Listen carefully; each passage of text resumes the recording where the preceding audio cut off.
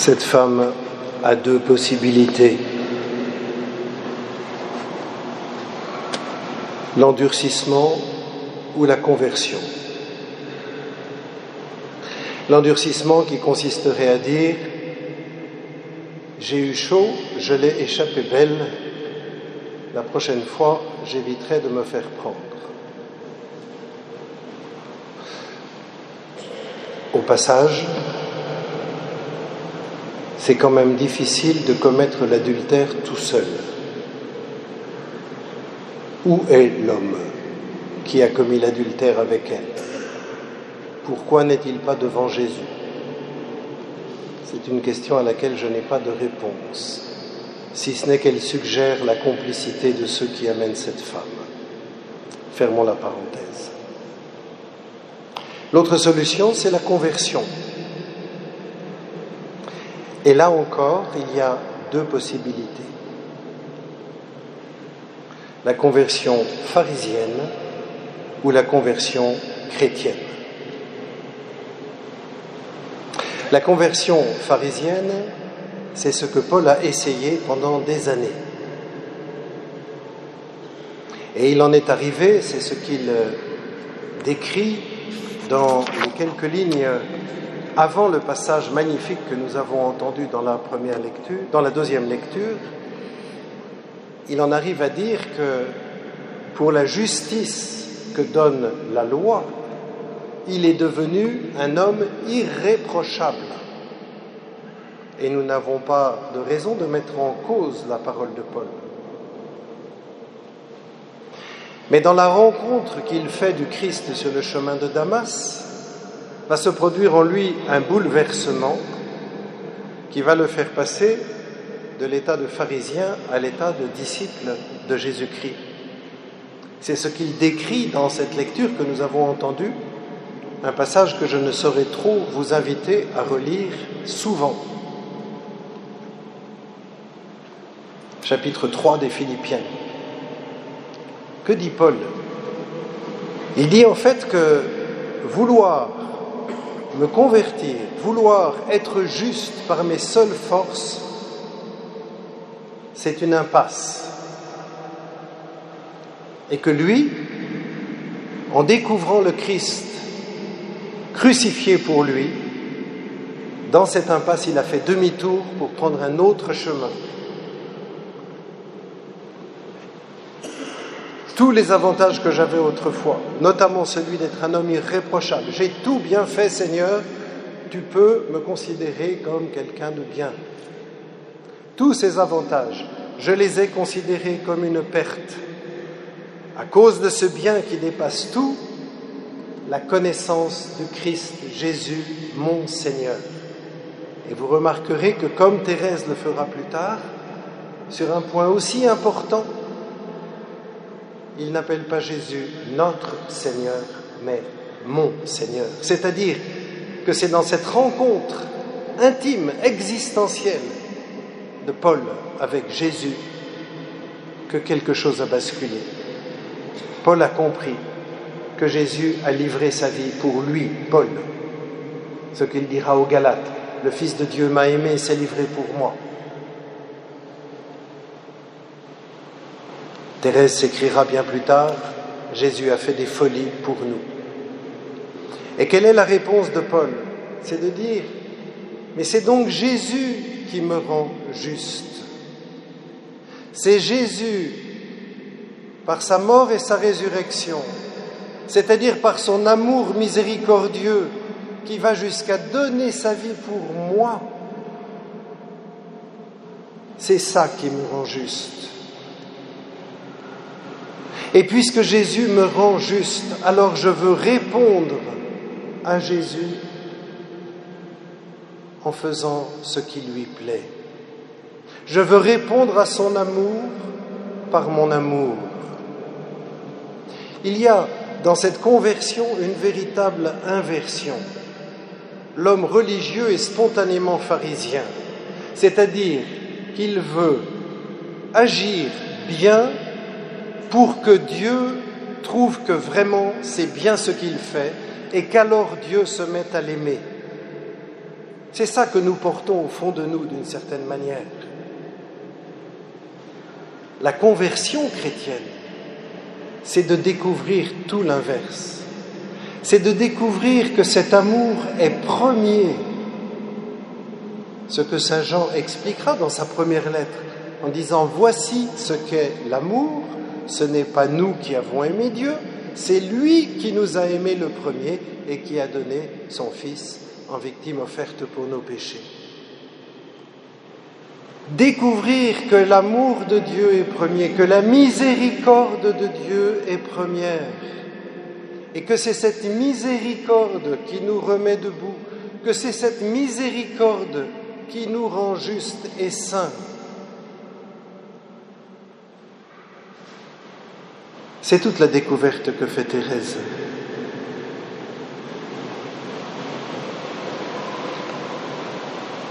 Un jour, elle a manqué de patience envers une sœur alors qu'elle est déjà très malade, une sœur qui insiste pour sœur Saint Jean-Baptiste, qui insiste pour que Thérèse vienne l'aider dans un travail de peinture.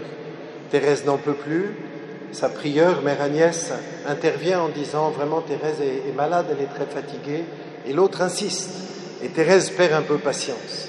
Et ensuite Thérèse se reproche ce manque de patience, voyant que c'est un manque de charité. Et puis elle va trouver sa prieure qui va la consoler, et ensuite elle va croiser sœur Saint Jean-Baptiste qui va finalement s'excuser d'avoir tant insisté. Et Thérèse rentre dans sa cellule et elle écrit ceci à sa prieure. En rentrant dans notre cellule, je me demandais ce que Jésus pensait de moi. Aussitôt, je me suis rappelé ces paroles qu'il adressa un jour à la femme adultère. « Quelqu'un t'a-t-il condamné ?» Et moi, les larmes aux yeux, je lui ai répondu « Personne, Seigneur, ni ma petite mère, c'est-à-dire ma prieure, image de votre tendresse, ni ma sœur Saint Jean-Baptiste, image de votre justice.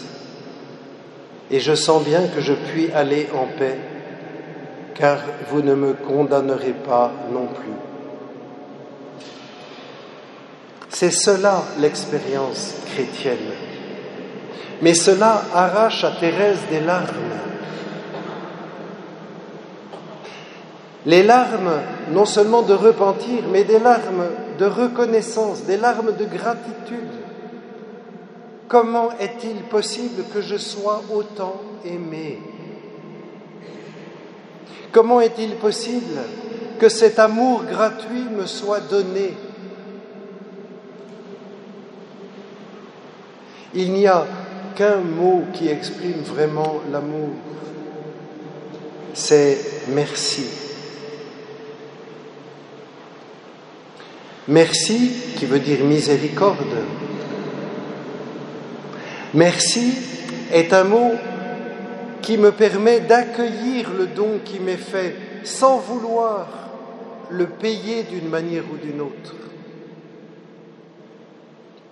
La pénitence chrétienne que l'Église nous invite à vivre pendant le temps du carême, ça n'est pas pour acheter le fait d'être sauvé. C'est pour exprimer notre reconnaissance parce que nous avons été sauvés dans la mort et la résurrection de Jésus. Et que comme nous l'avons un peu oublié, il nous faut revenir au Seigneur en le choisissant en premier. Et donc en disant tout le reste, c'est second, et je le laisse de côté. Mais cela me coûte parce que je me suis réhabitué à profiter des choses de ce monde. Mais n'oublions pas que nous mourrons nus, nous mourrons en abandonnant tous nos biens, et nous arriverons au ciel riches seulement de l'amour que nous aurons donné à Dieu et à nos frères. En faisant miséricorde à la femme adultère, Jésus ouvre devant elle un chemin de nouveauté. C'est ce que nous entendions dans la première lecture.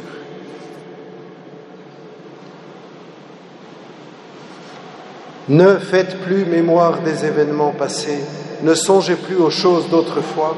Voici que je fais une chose nouvelle. Elle germe déjà, ne la voyez-vous pas? Le Seigneur, par sa miséricorde, crée en nous un chemin toujours neuf. Nous sommes sans cesse déliés du poids de nos péchés. Mais acceptons-nous d'être déchargés du poids de nos péchés?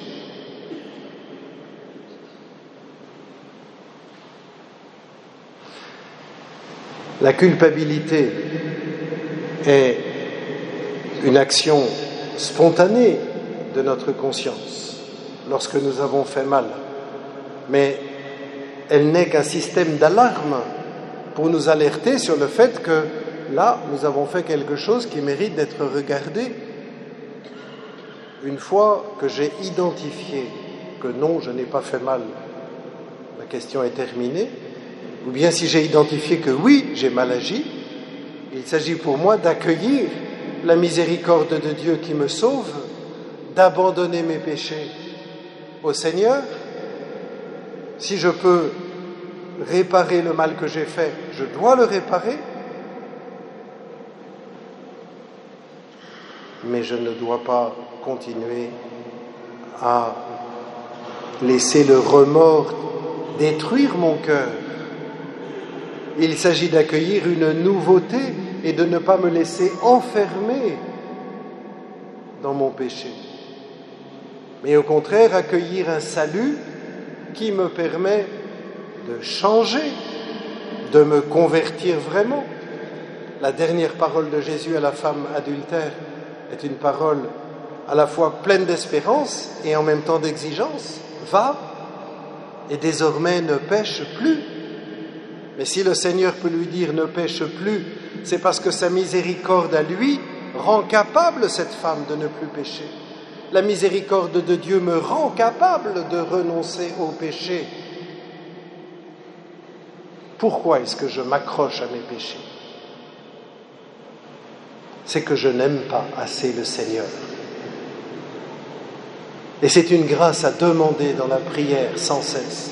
Seigneur, donne-moi de t'aimer davantage, car plus j'aimerai le Seigneur Jésus, plus je pourrai me convertir, c'est-à-dire chercher à faire ce qui lui plaît, parce que c'est l'amour qui nous fera faire des grandes choses, pas le devoir, pas la tension de la volonté, mais l'amour.